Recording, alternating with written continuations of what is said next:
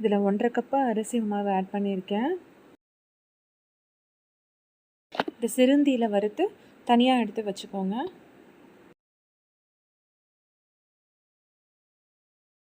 பொட்டுக்கடலை மாவு ஒரு 1/4 கப் இதில் ஆட் பண்ணிக்கோங்க. சில்லி ஃப்ளேக்ஸ் 1 ஸ்பூன், மிளகாத்தூள் ஒரு 1/2 ஸ்பூன், அரைச்ச பூண்டு 1 ஸ்பூன், 1 மணி நேரம் ஊற வச்ச கடலைப்பருப்பு ஒரு 3 ஸ்பூன்,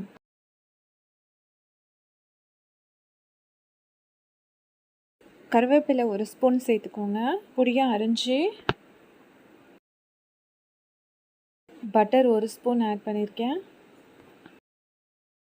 கட்டி பெருங்காயம் யூஸ் பண்ணால் நல்லா டேஸ்ட்டாக இருக்கும், அதால் நான் கொஞ்சமாக தண்ணியில் கரைச்சி இதில் ஆட் பண்ணியிருக்கேன்.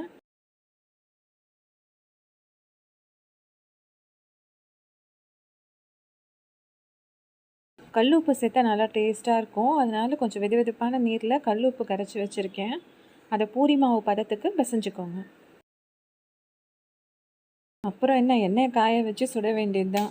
ஆனால் இதுலேயே இன்னும் டேஸ்ட்டாக உங்களுக்கு வேணும்னா ரேஷன் பச்சரிசியில் ஒரு 3 மணி நேரம் ஊற வச்சுருங்க. அதுக்கப்புறம் துணியில் காய வச்சுட்டு அதை நம்ம மிக்ஸிலேயே பவுட்ரு பண்ணிக்கோங்க. பவுட்ரு பண்ணிவிட்டு ஜெலிச்சுட்டு அந்த மாவை கடாயில் லைட்டாக வறுத்திங்கனாலே போதும்.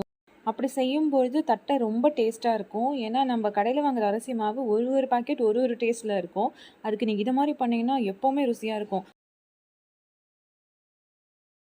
சட்டுன்னு செய்யணுன்னா இந்த மெத்தட் ஈஸியாக இருக்கும். அப்படி இல்லைன்னா நீங்கள் அந்த அரிசி மாவை ஊற வச்சு பண்ணுற மெத்தட் பண்ணலாம். அதே மாதிரி அவசரம் இல்லை, பொறுமையாக செய்யலாம் அப்படின்னா மிளகாய் தூள் ஆட் பண்ணுறதுக்கு பதிலாக காஞ்ச மிளகாயில் தோல் உரிக்காத பூண்டை ஆட் பண்ணி கொஞ்சம் தண்ணி விட்டு அரைச்சி அந்த விழுதை யூஸ் பண்ணிங்கன்னா இன்னும் ருசியாக இருக்கும்.